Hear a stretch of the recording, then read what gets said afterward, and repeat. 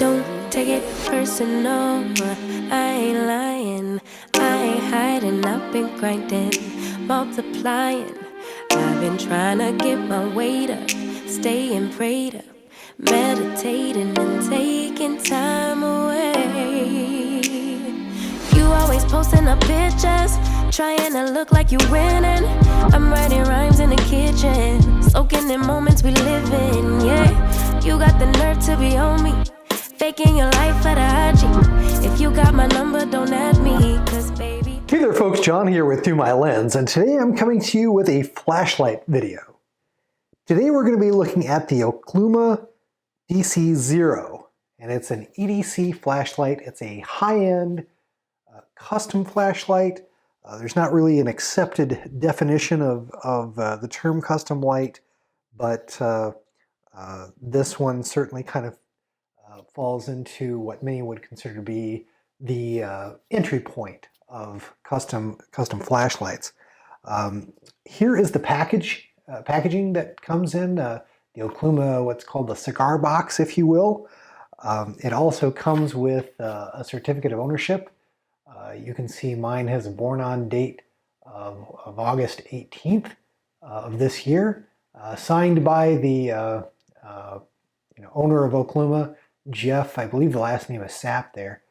And you can see a little bit of information about the light that I purchased. Again, a DC0 titanium body with a Nietzsche 219C LED. So if we open up the cigar box here,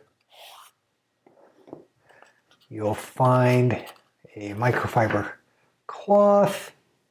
We'll pop it open, and here is the light itself. Very nice, pretty simple, like it a lot. So, I've tried to get into custom lights, flashlights in the past. HDS was perhaps my first foray into custom lights. I tried to get a HDS, and I think I bought one on the secondary, and I really wanted to like it. I liked the interface of that particular light a whole lot, but at the end I just didn't like it.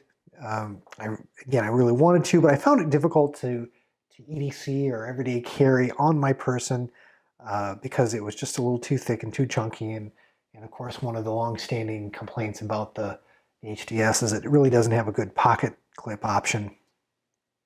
But as someone who works in an office environment, I just found that particular light difficult to carry on body due to its size and weight. And the fact is, I've not really been able to EDC a flashlight on my person ever. I've usually always kept one in my computer bag for emergencies, but rarely use it, and mostly because my phone is usually handier to just grab and use. And while it's not ideal to use your phone flashlight, it can get the job done for smaller tasks where you might need a flashlight. And to be honest, in most cases during the day, particularly in the summertime, with so much daylight, during the day, longer daytime hours, I just rarely use a flashlight. But I've always wanted to get a flashlight that I could carry on my person every day, a light that's made by a company with the same commitment to quality and excellence as other brands that I typically EDC. And I like higher end stuff. I drive a BMW. I wear Rolex watches, as fans of Through My Lens know. I carry a lot of higher end knives. So I don't mind spending a little extra money on a quality product. So when I discovered Okluma, all indications were that it really met my requirements, particularly the DC0 model, which appears to be their newest model offering that I believe was introduced in 2019. And again, this is the DC0, and it differs from some of the other models in that it's It's quite a bit smaller in diameter and a bit easier to fit in pocket. But we'll talk a little bit more about that in a minute. Now, Okluma as a company has been in business since roughly 2015, and the DC1 was the first model, and that was originally called the Tiny DC, but was later renamed a couple of years later to the DC1. And the DC1 is probably closer in at least diameter to this light. This is a light, again, using for comparison purposes, that is probably going to be familiar to a lot of people in the EDC world. This is the FW3T. It is the titanium version of the FW3A, which again most people know or have heard of. And that's a light that's really taken off in the last year for a lot of different reasons, not the least of which being it's a pretty inexpensive light and offers a lot of performance for the value. But again, the DC1 was roughly more in line with this size, and this size for a lot of people is a little too chunky to put in your pocket, myself included. So one that is this diameter is going to be a lot easier to EDC. Now I'm going to bring out a knife here from my collection, and most people seeing this video will probably recognize this knife because it is so iconic. This is the Chris Reeve Sebenza. This is the newest version of the Sebenza 31. And I bring it out because I think in the time that they've been in business, Okluma has really become, again, this is just my opinion, the Chris Reeve knives of the flashlight world. I think there's a lot of similarities between the two companies. Both really make incredibly high quality products with low production numbers. Both are almost boring in their perfect all-around execution. Nothing really stands out in their products feature-wise, but both serve a really wide variety of functions quite well. Both companies are fiercely dedicated to customer service, and both are US-based and US manufactured. And both companies make products that are really intended to be used as serious tools, not toys. And that's an important factor. So let me again talk more specifically about the DC0. When you talk about the performance of a flashlight, a key specification that most people are interested in is the output of the various modes. The DC0 employs a forward clicky switch. This is the switch here on the tail cap. And you'll see it's quite recessed. And basically, in terms of user interface, a half click, a half press will activate it in an instant on kind of capacity. If you continue to exert downward pressure, you will eventually bottom out and get the click. And it will stay on once it's clicked. In the mode that you've selected, there's just 3 modes on this light. It's very, very simple. There's a moonlight mode, medium, and a high. That's it. Unlike other flashlight companies, Okluma really doesn't publish output specifications or run times of the 3 brightness modes, except that they do say in the product description on their website that the DC0 has a maximum output of about 500 lumens. Now, if you research the subject, you'll find that a lot of variability exists in the stated outputs of many flashlight companies and their products versus their actual output. Now, clearly, Okluma doesn't want to get into the lumen wars that other flashlight companies are currently involved in.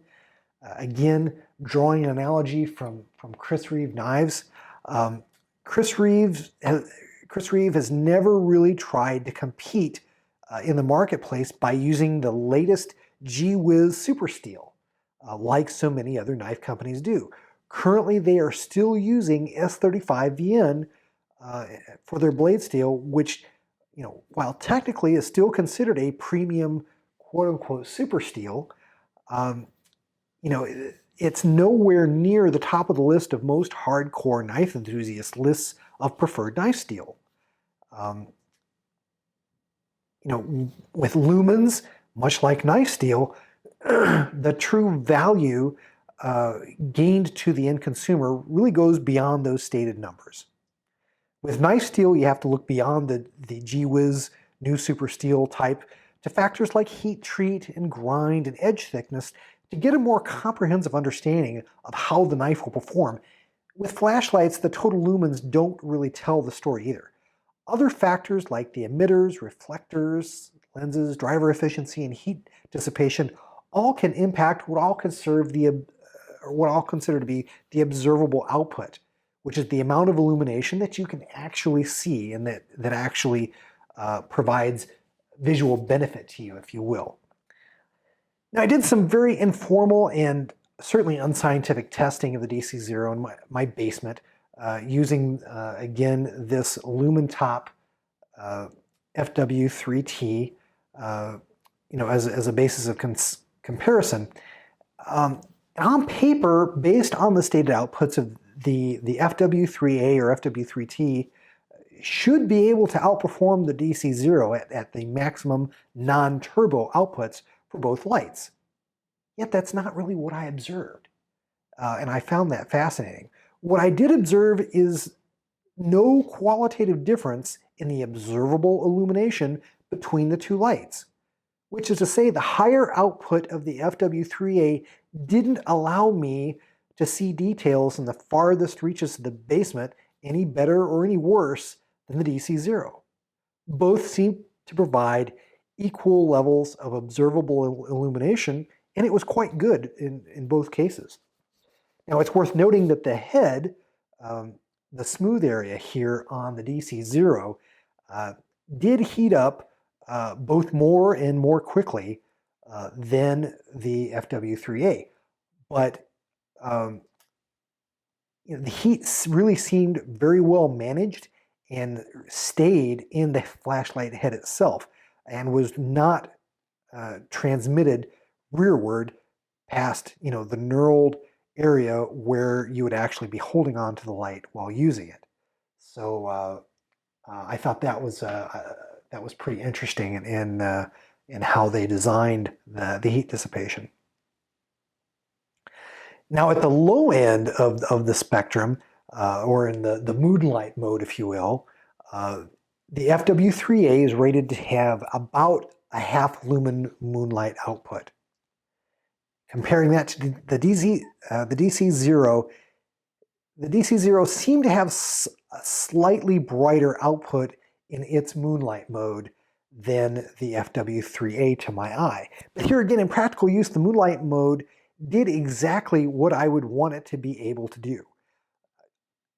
For my uses, I want to be able to get up in the middle of the night and have enough illumination from my flashlight to not fall or stub my toe when I'm trying to get to the bathroom. But I don't want so much illumination that I lose my night vision or that I can't fall back to sleep. I just don't want it to get that bright. So a moonlight mode is pretty important, whether I'm using it at home or particularly when I travel and I'm in a hotel. Now, I will confess that I didn't do a whole lot of testing of the medium output mode. I really don't have much use for it. I'll mostly live at both the low and the high end for this light. I tend to always keep a fully charged battery with me, and I'll just swap in the fresh one and recharge it. So the run times, I also didn't do a whole lot of testing, on. Again, for my purposes, it just really didn't matter that much. As long as I can make it through the day with a light until I can get home and recharge, I'm happy. And as long as I keep a fresh battery with me in my bag, if the light quits working, I can swap batteries, no big deal. Now, light quality is another important factor of comparison for many flashlight enthusiasts, as measured by color rendering index, or CRI. And the DC0 employs a Nichia LED, as I mentioned earlier, and is generally considered to be one of the higher quality available LEDs for color rendering index, or CRI. And that's also governed by the light temperature at which the LEDs run, which in the case of the DC0 is about 4000 K.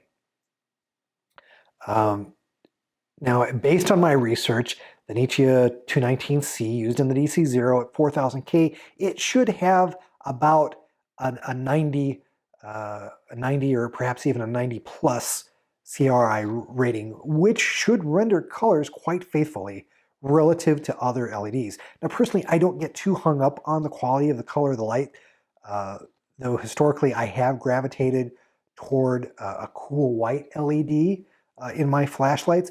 I'm really more concerned about finding what I'm looking for if I have to use a flashlight or not running into something that I'm, when I'm fumbling around in the dark, then I am concerned about seeing an object's true color.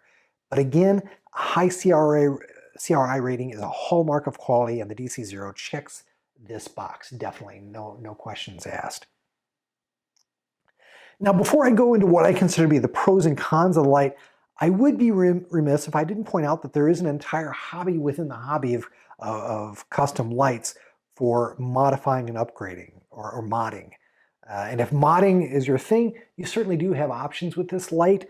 At this stage, that's just something I'm not a whole lot about, so I'm not going to go into the whole modding options that you have with the light. But just know that it is an option. Now, in terms of pros for the features of this light, first and foremost is the quality of the construction of the light, the host body in particular.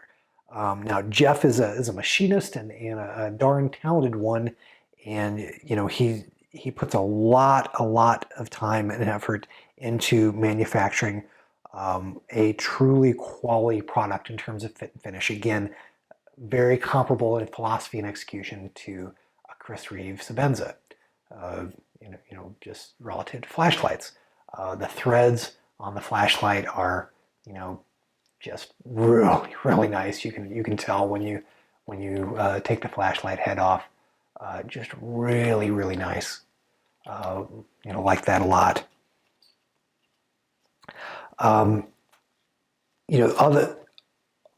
Only the highest quality components are used in the light. Such as that there's a sapphire lens that you don't often see that in the flashlight world used. You more often see sapphire used in the crystals of, again, high quality luxury watches like my Rolex Submariner here. So that's impressive that they would use the sapphire lens for the flashlight. Also a McClicky forward click activation switch, and really tier 1 internal electronic components are used in the light.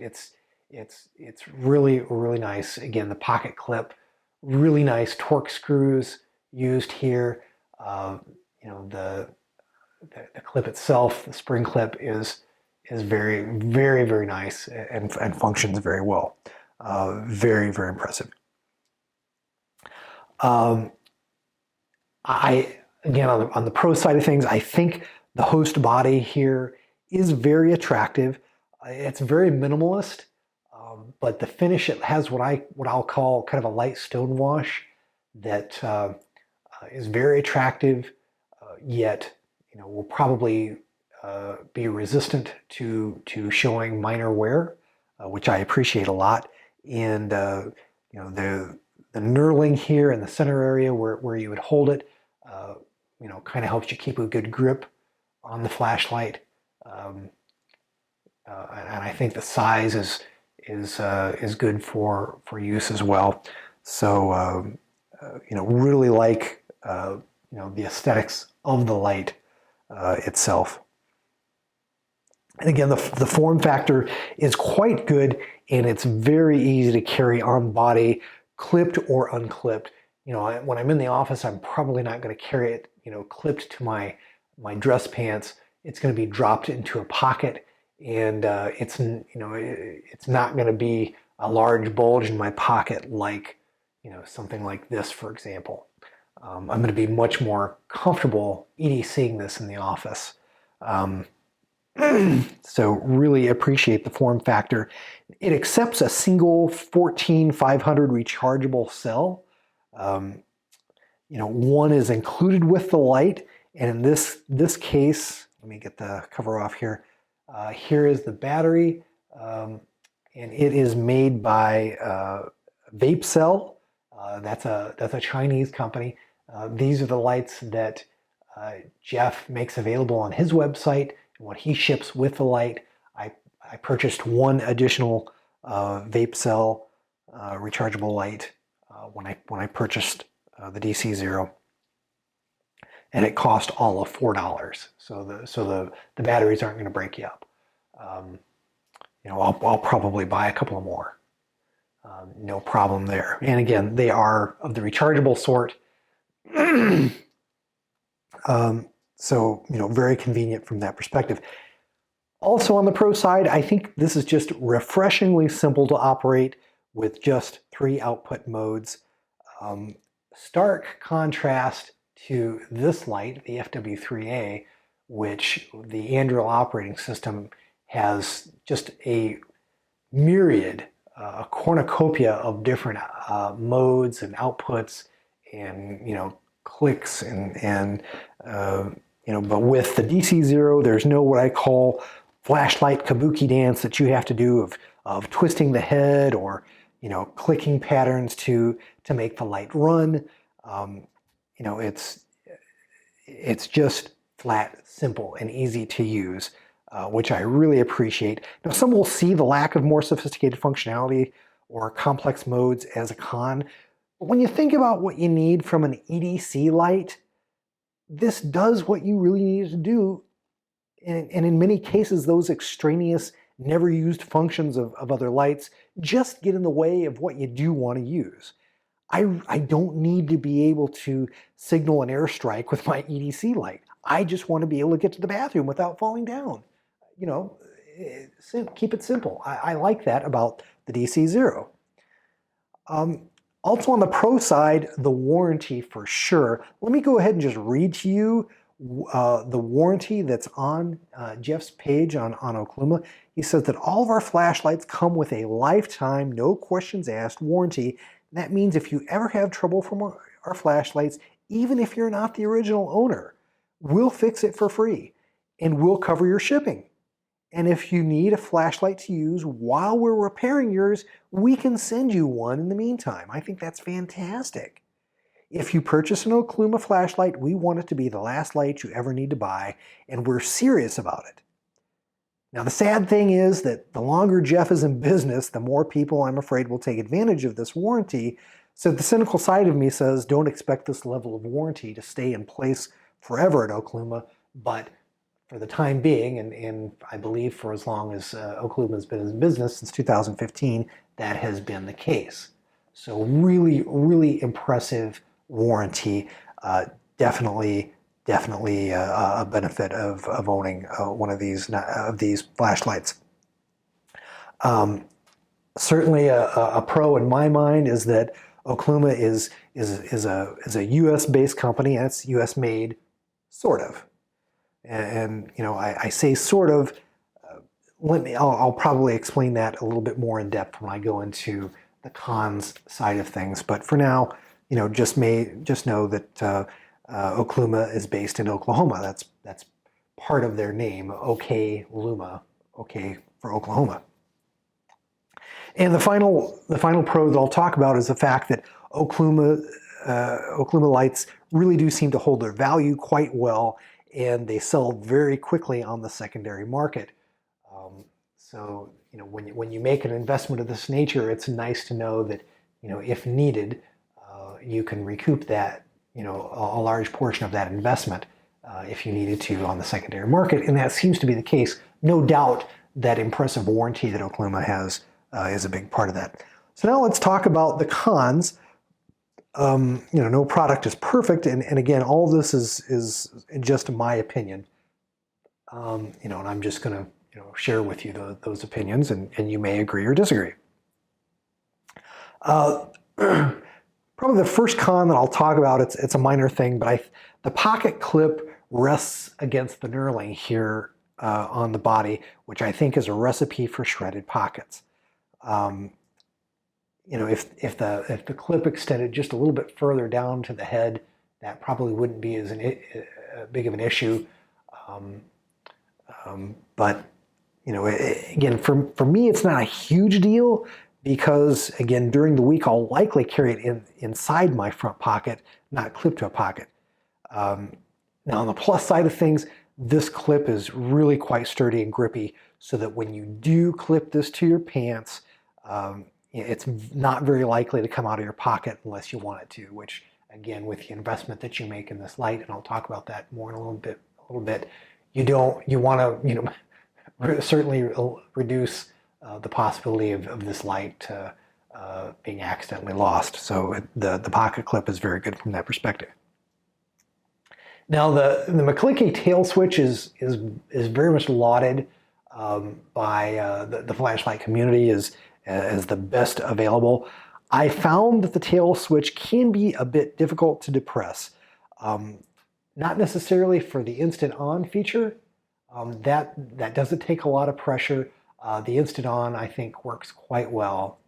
As you cycle through the 3 modes. What can be a little bit challenging for me, and perhaps because my thumb is larger in diameter than this recessed area where the clicky button is, and you've got to click that pretty far down, so your thumb has to get down in that small diameter area. I just find it a little bit difficult to press, and there is quite a bit of resistance there. Now, on the plus side, between how far recessed the button is and how much force it takes to activate it, the possibility that you're going to run into accidental activation and run the battery down seems pretty minimal with this light, which I really appreciate. That is not the case with this light. This button is very easy to activate, and if you don't lock the light out, it's very easy to accidentally activate this switch when you're carrying it in your pocket. And sometimes you'll actually feel the head heating up against your leg, which is not good, because that's an indication that the light's been running for a long time. But I don't see that as a big problem with the Okluma DC0. Again, I'm gonna list one of the pros that I talked about as a con, and that it's U.S. made, sort of. Now, the host body and the clip, that's obviously made by Okluma, but most of the electronic components that comprise this flashlight, are made overseas. There is a U.S.-based company called Mountain Electronics that designed the driver that Jeff uses in these lights. Again, many of the components, the electronic components, are from overseas, and that's not really Jeff's fault. That's just a function of this industry, really. Japan, for example, really does seem to own the LED market. There isn't a lot of room at this point, for a U.S. player to emerge. Certainly, one of the big cons for a lot of people is going to be availability. These lights are produced in batches or drops, and a very limited number. If you're interested in one, you need to be subscribed to Jeff's newsletter so that you can get signed up and know when a drop is coming. But the website, the constantly says sold out on every product that they manufacture. Okluma is definitely a small operation with very limited production output. So again, you'll have to sign up for the newsletter, and you'll just have to wait for a drop and pray that you get lucky and are able to get a hold of one. That's what happened to me. I got very, very lucky and fortunate. There's a lot of people that have been waiting a long time to get one of their products. Now, it's difficult to talk about negatives associated with this light and not discuss the price. Now, on one hand, I feel like an absolute moron for paying $450 for a freaking flashlight. I mean, sometimes you just got to splash a little reality in your face. But on the other hand, I do pay similarly ridiculous prices for other EDC items. I mean, that's about what the Sebenza cost. So, it's hard to say that, I paid too much for this and not for the knife. I mean, that there's no consistency there. And let's face it, Okluma is selling every light that they can make. And Jeff is currently looking at moving into a larger manufacturing facility, and that would no doubt allow him to increase production. So it's really hard to say that the Okluma lights are overpriced. And indeed, many custom lights cost many times more than this. Quite honestly, it boggles the mind. That's just kind of the nature of custom flashlights in general. In terms of final thoughts and conclusions about this light, let me first say that I was relatively convinced that I would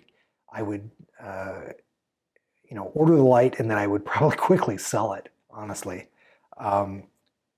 It just seemed like too much money for a product segment that I was not particularly passionate about. But here's the thing, it's hard to be passionate about a product segment if you've only experienced mediocrity, if you've never experienced the best that it has to offer. It's no wonder that a guy who has never driven anything but in his life but a Honda Civic really isn't a car guy. They've never really had the opportunity to experience a true enthusiast vehicle. So experiencing the DC0 has really helped me appreciate the aspects of flashlight ownership that I've never really seen before. And of course, the fact that with the form factor of the DC0, I can easily carry this light every single day, no matter what I wear. And that means that it has much more intrinsic value to me. The objects that I carry with me every day, my watch, my knife, these are tools that I rely on each and every day, and my Okluma DC0 really falls into that category. High-end flashlight like the DC0 may not be your thing, but you really have to experience yourself to understand. The DC0 really has become a welcome addition to my everyday carry that I can, without reservation, recommend to anybody looking for the last flashlight that they'll ever need to buy. Well, there you have it. There's my thoughts on the Okluma DC0 everyday carry flashlight. I hope you've enjoyed this video. Take care. God bless. We'll see you in the next one. I hope you've enjoyed this production from the Through My Lens YouTube channel. If you did, please click on the like button and do share the video on social media. If you'd like to see more content like it, please do subscribe to the channel, follow me on Instagram and Facebook, and do check out Through My Lens at www.throughmylens.org.